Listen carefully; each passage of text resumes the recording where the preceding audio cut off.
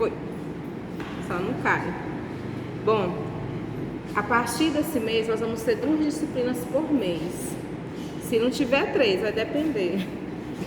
Apocalipse, só que Apocalipse vai ser nas quarta-feiras. Se vocês vierem para a igreja é melhor, porque vocês podem ir tirando as dúvidas. Mas vai ser gravado, né, colocado no canal.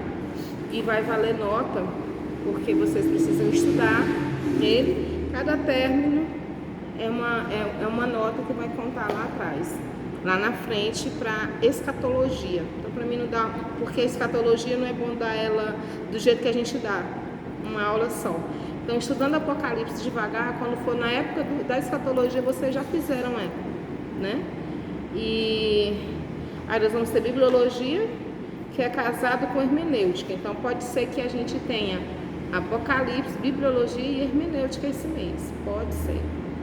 Ou eu deixo por outro mês para dar uma folga, né? Mas tá tudo conjugado.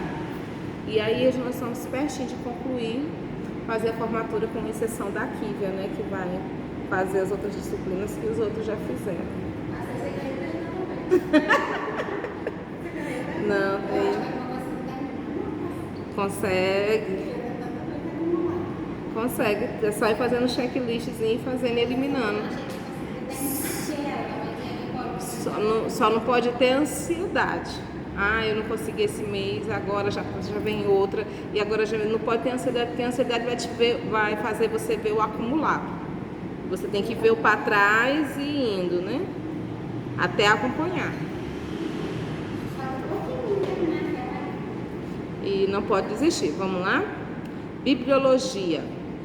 A bibliologia é o estudo dos assuntos introdutórios da Bíblia. Analisa sua origem, analisa sua transmissão, o desenvolvimento, como que ela chegou até nós. Né? Nela nós vamos estudar 9 assuntos. 8 assuntos, que é a inspiração da Bíblia, a sua revelação, as suas características, como que essa questão de original do Antigo e do Novo Testamento, como que isso foi aceito. Nós vamos ver algumas questões relacionadas aos livros apócrifos, vamos conhecer um pouco ele, e os materiais, as traduções e versões.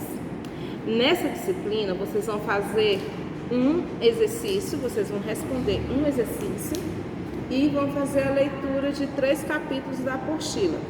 Só. Por que vocês vão ler esses 3 capítulos da apostila? Porque na aula eu não vou conseguir detalhar. E vocês precisam de ler esses 3 capítulos para poder fazer a próxima disciplina, que é onde vai ter o trabalho. O trabalho da próxima disciplina eu já vou explicar nessa. Mas vocês não vão fazer. Vocês vão fazer só quando eu for dar hermenêutica.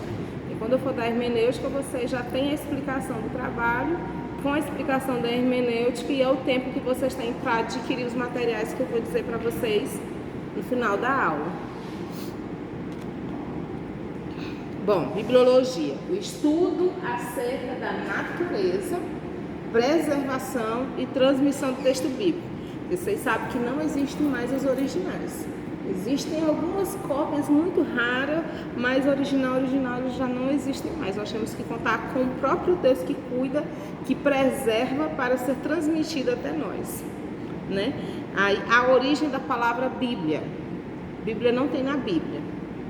Bíblia vem do grego biblos, do latim, aliás, que é derivado do grego, que deriva de uma planta que quer dizer uma biblioteca. Uma biblioteca de livros sincronizados, sagrados, né, que se uniram para fazer voz de Deus. E a estrutura dela é muito interessante, é Antigo e Novo Testamento. 39 no Antigo Testamento, 27 livros no Novo Testamento.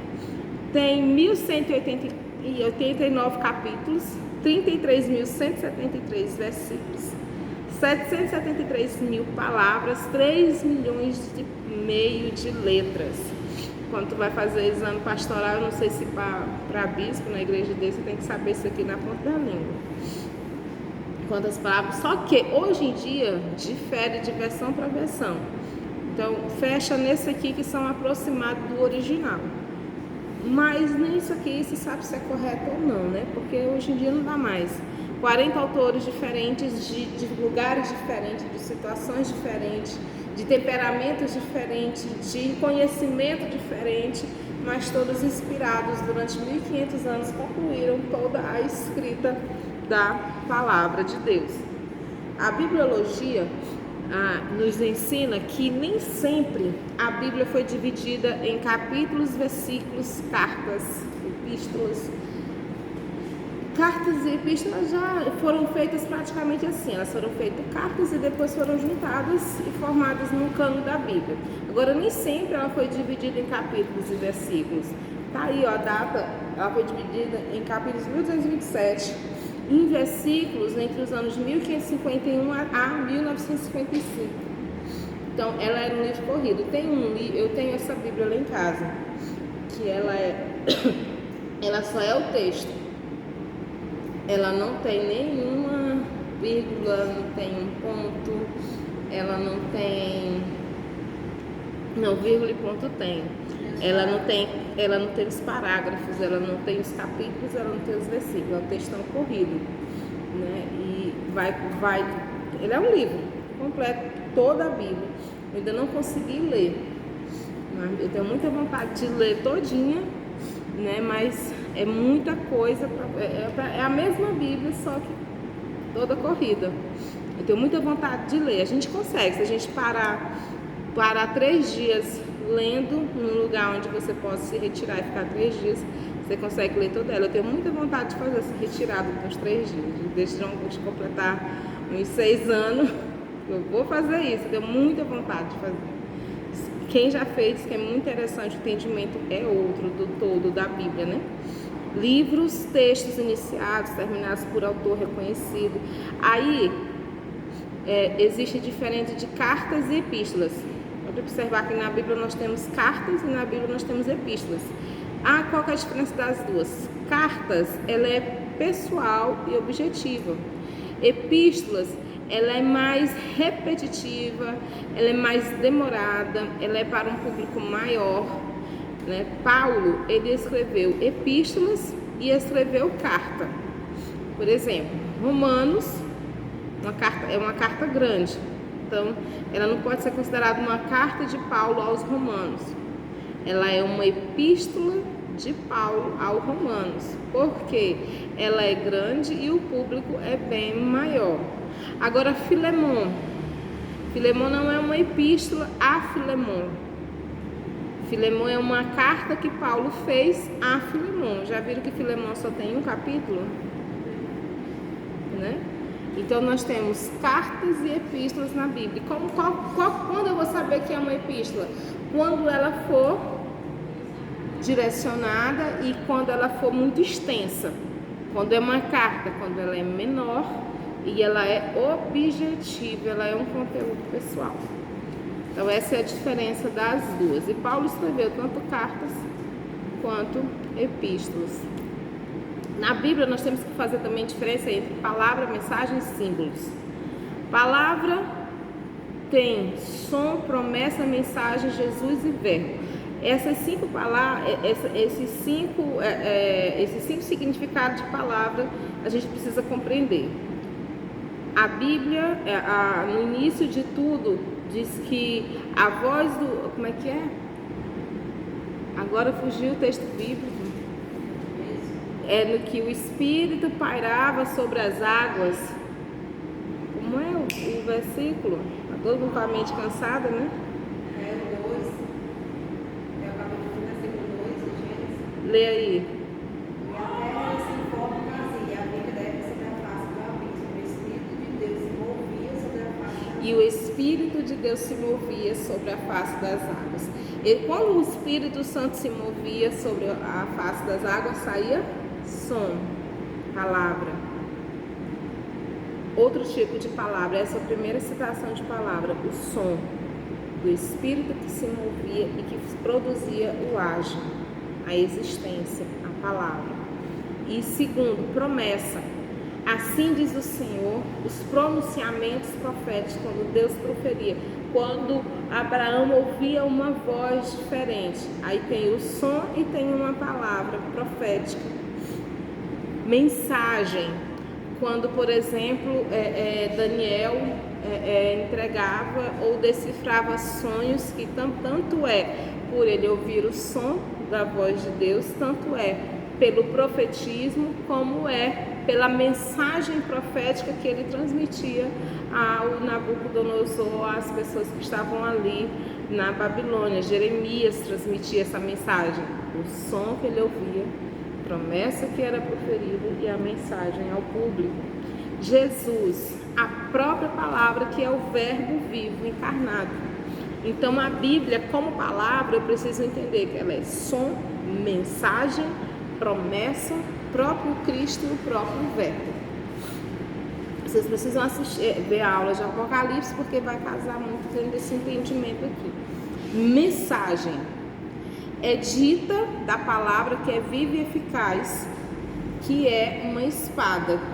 E é uma espada que tem cortante desse lado e cortante desse lado. É uma espada de 2 gumes, né? Então, quando há uma mensagem, essa mensagem ela é proferida e ela é cortada lá e ela é cortada aqui. E antes dela cortar ali, ela precisa ser cortada aqui, para que ela surja o efeito de tocar o céu, da transformação e etc. Para mostrar a revelação divina como palavra falada de Deus. Os símbolos, a Bíblia é toda cheia de símbolos. Símbolos que a gente vê demais na palavra: lei, prescrições, mandamentos, preceitos, juízos, testemunho, palavra, o livro, as escrituras e a escritura. Quando o símbolo lei aparece no Novo Testamento, está se referindo a Pentateuco. Toda vez que eu leio lei, eu me refiro a Gênesis, Êxodo, Levítico, Número, Deuteronômio. Quando eu leio prescrições ou prescrutar, está mais no sentido dos salmos, de um exame mais aprofundado, né? As prescrições de Deus, um exame aprofundado de Deus. Os mandamentos está muito relacionado ao Novo Testamento, a questão do amor, a questão do resumo daquilo que Deus falou em sua palavra, que se resumia em 2, né? Os juízos, que está relacionado ao Espírito Santo, à voz de Deus através do Espírito Santo. Os testemunhos, a palavra, que nós já vimos agora há pouco. Quando fala de o livro, fala de escritura sagrada. Agora essas duas palavras aí, as escrituras e escritura, vocês já pararam para pensar que existe diferença entre essas duas? E nós já lemos ela na palavra de Deus. As escrituras está relacionado ao Antigo Testamento. Quando fala assim, quando você lê um texto que está escrito as escrituras, se refere ao Antigo Testamento. Agora, quando você lê um texto na Bíblia que está a escritura, está relacionado a toda a Bíblia. A gente precisa saber, quando a gente estiver lendo, qual que é a relação do texto para ter entendimento, para melhorar a interpretação.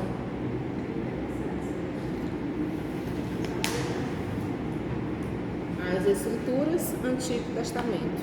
A escritura, toda ela. O que significa símbolo? É tudo que representa, sugere ou substitui alguma coisa.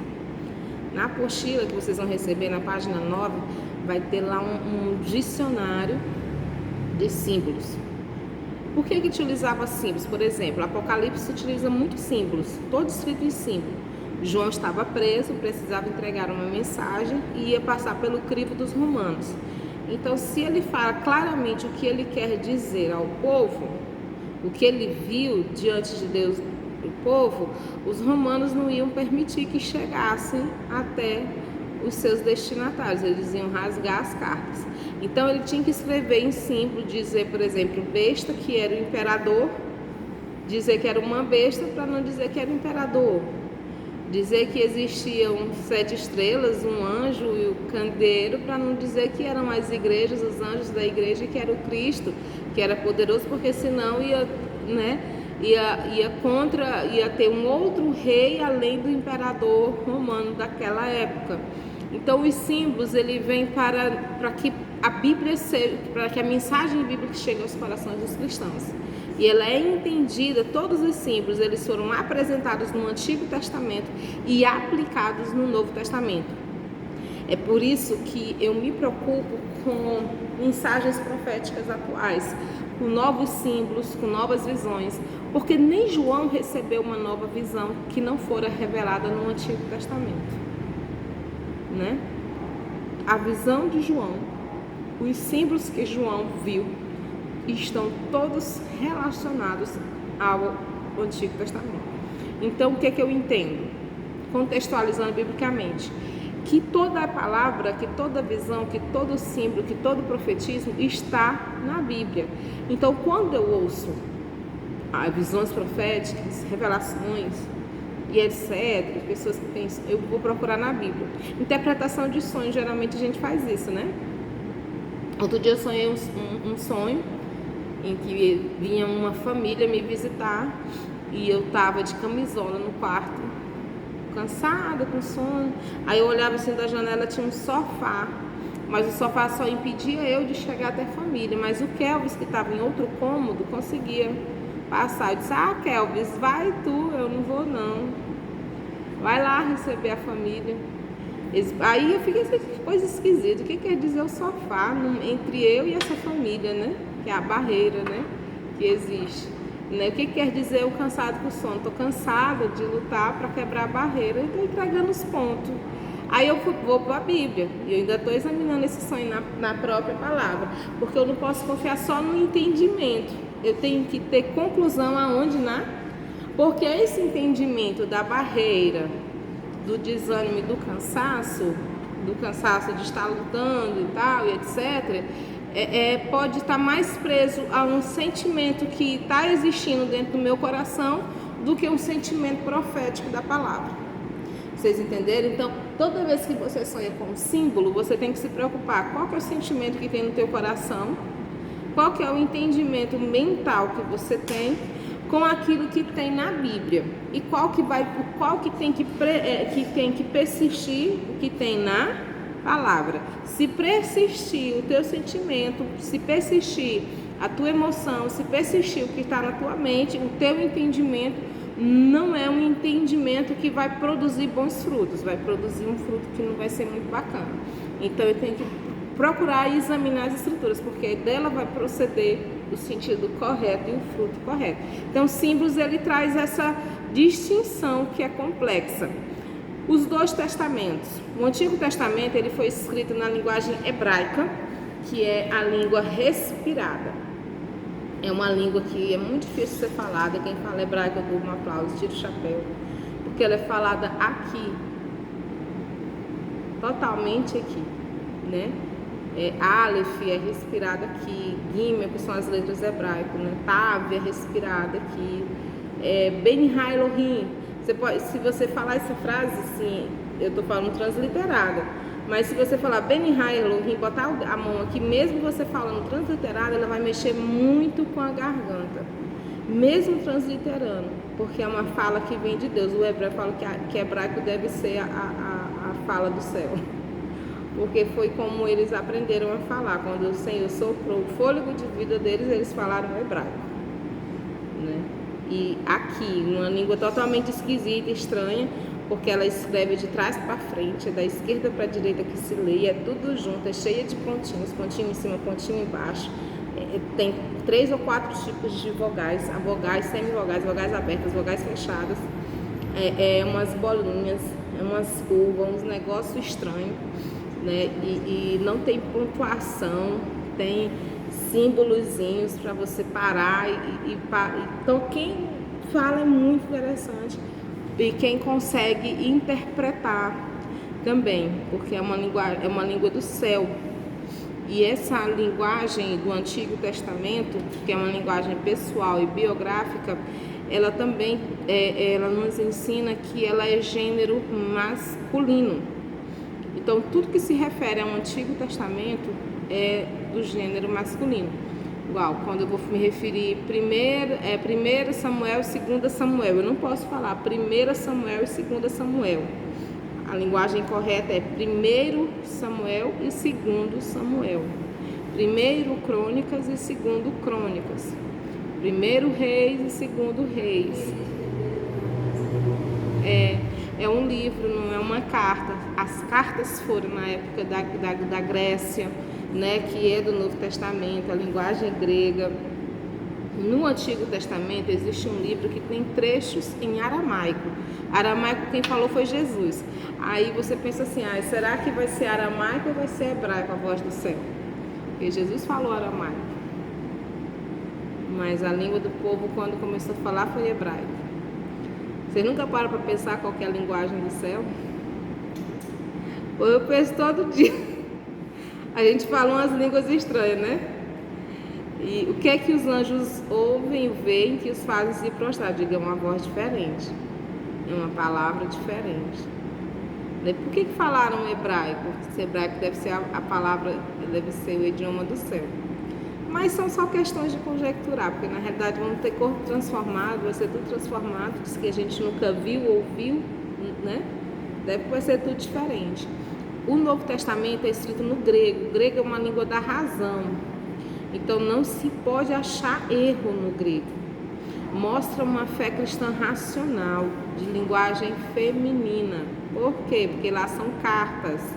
Então, 1 Timóteo, 2 Timóteo, 1 Coríntios, 2 Coríntios, diferente do Antigo Testamento. Ok? Eu já falei. E aqui está a estrutura da Bíblia. Pentateuco, a gente viu isso em sinóticos, poéticos, históricos, profetas maiores e menores. Na língua hebraica, aqui é o Novo Testamento, que é dividido em evangelhos, históricos, epístolas. Aqui ele coloca o globo só que nem tudo é epístolas. Aprendemos que tem diferença de epístolas e cartas. Epístolas é mais longa, mais repetitiva, cartas é menor. E nós temos aí cartas e epístolas paulinas e temos as epístolas gerais ou cartas gerais. Paulinas é porque foi Paulo que escreveu. Gerais é porque foram alguém, tipo Tiago, que escreveu para todas as igrejas do mundo. Paulo escreveu a igreja de Efésios, a igreja de Gálatas, da galáxia. E as gerais foram escritas para todo mundo, né? E profeta, que é Apocalipse. Na língua, no livro hebraico, a divisão é diferente. Dividem bem diferente. Eles dividem em lei, profetas e escritos. E, a questão cansada, não serve, né?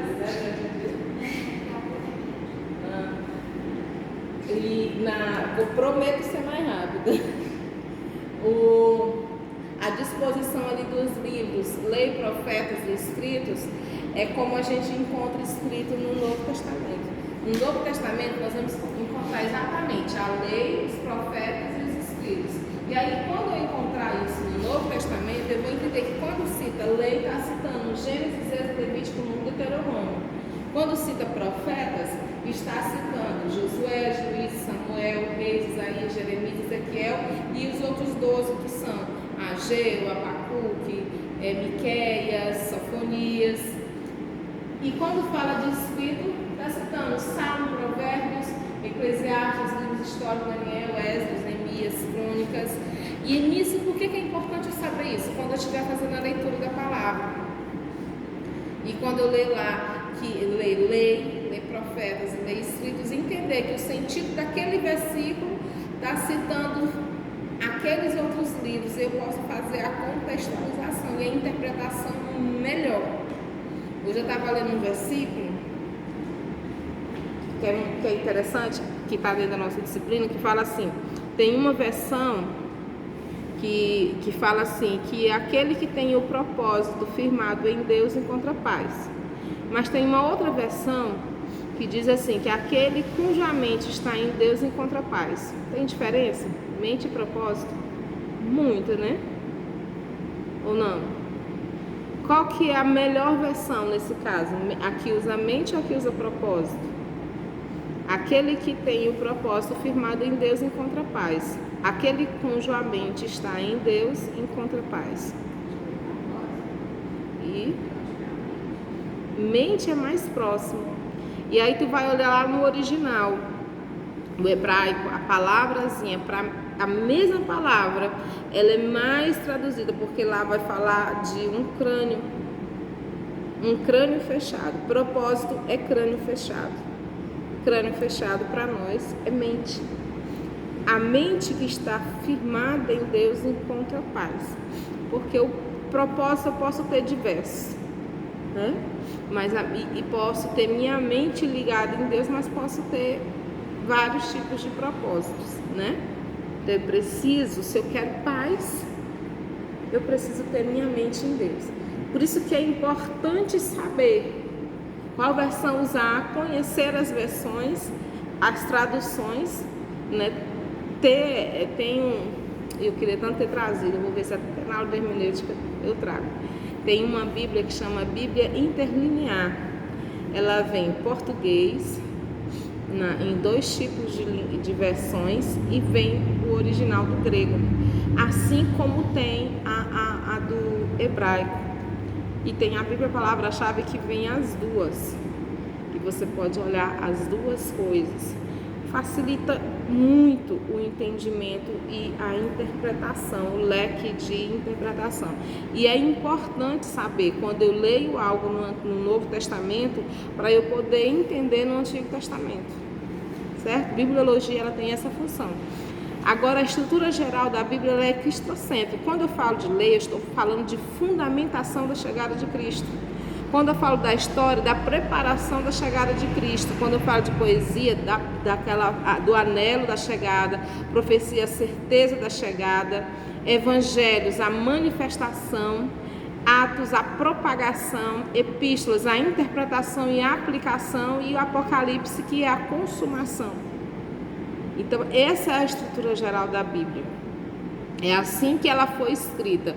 Lei para mostrar sua fundamentação, história para mostrar sua preparação, poesia para mostrar o desejo, o anelo, a profecia para mostrar a certeza, os evangelhos para mostrar a manifestação e assim por diante. E tudo isso para dizer que a Bíblia toda foi inspirada.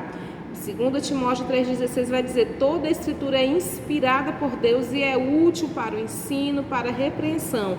Só que essa inspiração eu preciso ter em mente, principalmente aquela palavrinha lá, theopneutos. Por quê?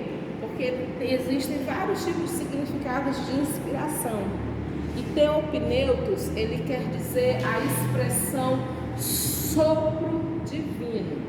E esse sopro divino significa dizer que não usou uma pessoa, está lá falando que é autômato, ou seja, não usou uma máquina, tipo veio sobre a abadia, a inspiração divina